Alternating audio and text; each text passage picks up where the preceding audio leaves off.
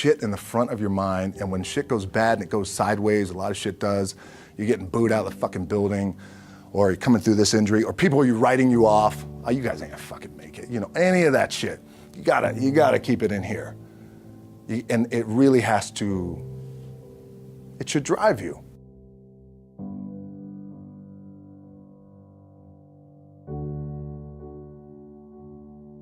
This idea and this notion that you could be anything you want, and you can accomplish anything you want, right? We hear that. You've heard that from the time you were little boys. You hear that now. You're already incredibly accomplished. You can win an NBA championship, MVP of the league. You could become president. You could become governor. You could be in entertainment. You could do Charles, and you could do Shaq. You could do that. You could do whatever you want to do. You guys know that. The thing that has worked for me is to remember the hard times. So, and I'm sure you guys all have your processes, and again, I'm gonna tell you what's worked for me.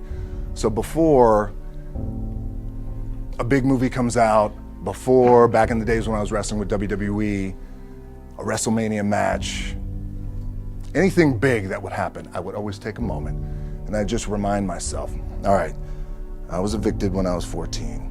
We were kicked off the island. We couldn't live in Hawaii. Had no place to live. A lot of shit happened. Then when I moved to Nashville, I was arrested multiple times by the time I was 16 years old. I gotta remember that. If I were playing on this team, which my skills are, what's that term? Oh, the shits. So I'll never play. But before I lace up, before I get on the court, before I play in these big games, before I go to the Staples Center, where history is there, those are historic walls there at the Staples Center. I would remember that, and it allows me then to be present in the moment and understand, holy shit, the stuff I have around me right now, this is the shit that I dreamed of when I was a kid. I am here. I played for University of Miami, played for great teams. Warren Sapp, Ray Lewis, they were my teammates.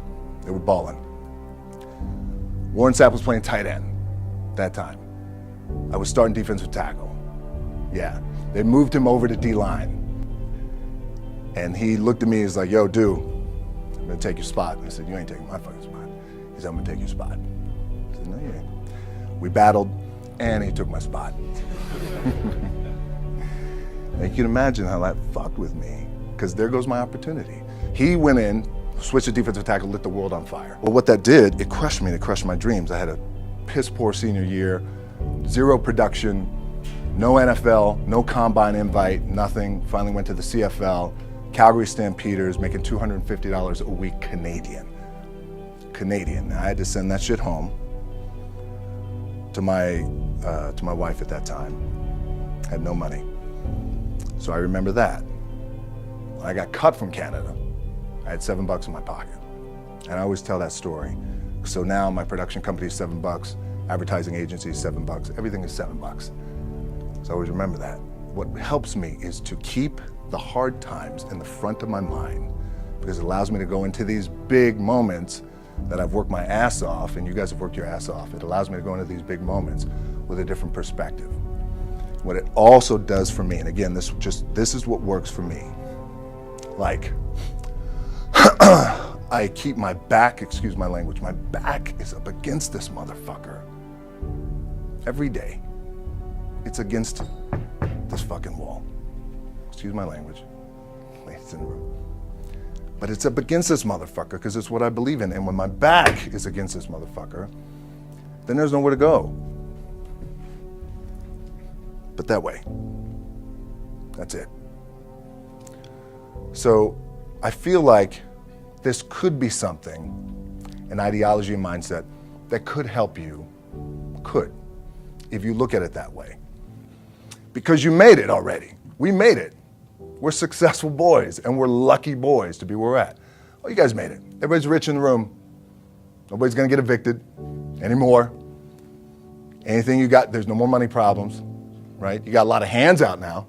Hey, can I get a little bit? Can I get a little bit? Right, that happens. But when you make it, for me, I need this. I need this. So every day, my back is up against this motherfucker, and this is how I operate. Now, doesn't mean you don't smile, doesn't mean you don't laugh and joke, right? You're happy, I'm a happy guy. But when it comes to business and when it comes to executing, it's up against this. And I gotta go that way. And I don't give a fuck who is in front of me. They're not gonna stop me. I feel like for me, it feels seamless because you prepared for so long, but it's just like you guys prepping for a game. That's the fun part. That's where it's like, fuck, it's fun, man. People are paying their hard-earned dollars to come see you. They're cheering, they're going bananas, they're booing the shit out of you or on the road. That's fun. That's what you live for. I mean, that's the juice right there. The prep is where the character's made. And I just don't mean the character I play, I mean the character in here. So for me, the prep is getting with the director, getting with the producers, getting with the writers, so in essence, it's like getting with all your coaches and your different position coaches and all the meetings that you have to have, right? So that's the work you put in. The key for me was, where does it start? What's the anchor? What's the anchor? So I could have all these ambitions and you guys have all these ambitions, which is great. It's important. I'll play this role, you'll play that role. I'll execute this thing and it'll come out this summer. You guys will execute this thing during the summer, right, when it's time to really put in a lot more work.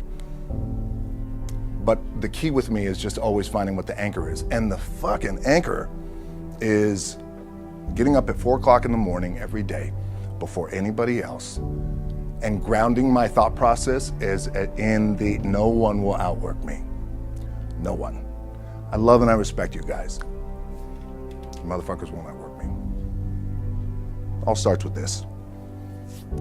2 hands, putting it to work. The anchor for me has always been the work in terms of the weight room training. So when I first started wrestling, I was 6 years old, rolling on the mats with my dad. My old man, a lot of you guys won't know this. Yeah, Rocky Johnson. My old man was Rocky Johnson. He was the first black WWF at that time. First black WWE tag team champions with Tony Atlas back in 1983. My uncles were wild Samoans. I come from a long line of pro wrestlers. But before the wrestling part happened, I was just in the gym putting in the work. At 6 years old, rolling around on the mats. And finally when I could touch weights at 13, that's what I was doing. But the weight part for me and the gym part has always been, has to be the anchor. Look, at the end of the day, like again, it's the kind of stuff that I talked about at top is I have to hold on to my dad in his pickup truck came down 4 o'clock in the morning, picked me up in Miami from Tampa. We lived in a little shitty apartment in Tampa. He drove down in his little pickup truck to Miami to get me when I was cut from the CFL. I was driving up I-75. I don't know if you guys are from Florida, any of you guys, if you know, I-75 is like, especially down in Florida, Alligator Alley. I'll never forget it. It's 4 o'clock in the morning. And I thought, well, fuck. I leave home like you guys left home. I'm ready to tackle the world, to get after it, achieve my dreams and goals. Fucking crushed by 22, 23 years old. Now I gotta move back in with my mom and dad. I played on great teams though. Wait a second, this is not supposed to be my future. I'm supposed to be in the NFL right now. I'm supposed to be making a lot of coin and buying my parents shit, buying me shit, taking care of my wife, but it never happened. So I pulled out my wallet, I thought, well, let me see how much money I have. I opened it up, I had a 5, a 1, and change. I'm not fucking around, and well, at least I rounded up to $7. But I thought, God, ain't this a bitch? I got $7 in my pocket. Where the fuck do I go now? What do I do?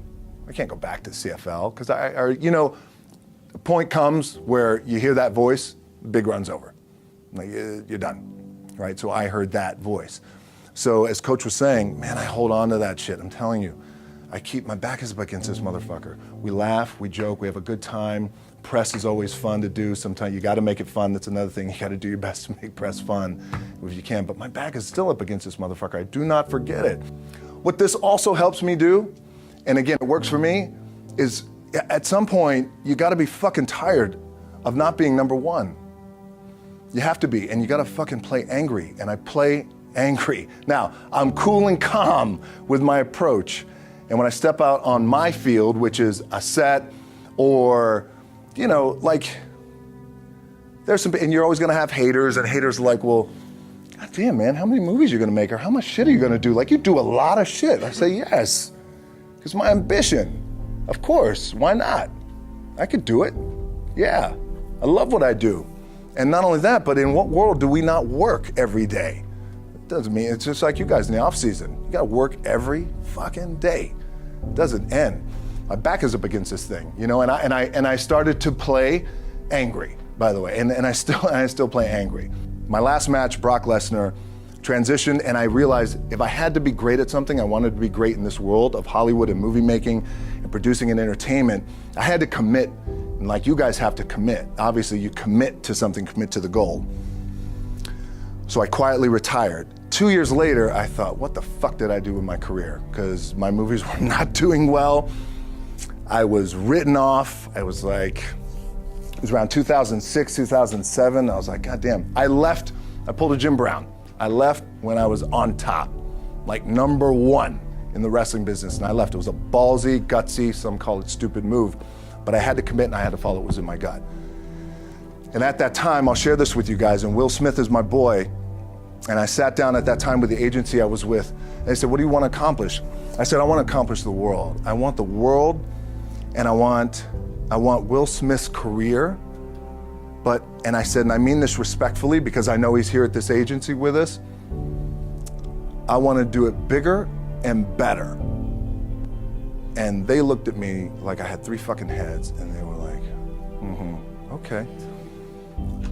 But I still stayed focused, and I still had still put in the hard work with my 2 hands, and that's it. And that's what it comes down to with you guys. One of the keys is, remember where you came from, keep that shit in the front of your mind, and when shit goes bad and it goes sideways, a lot of shit does, you're getting booed out of the fucking building, or you're coming through this injury, or people are writing you off, oh, you guys ain't gonna fucking make it, you know, any of that shit. You gotta keep it in here. And it really has to, it should drive you.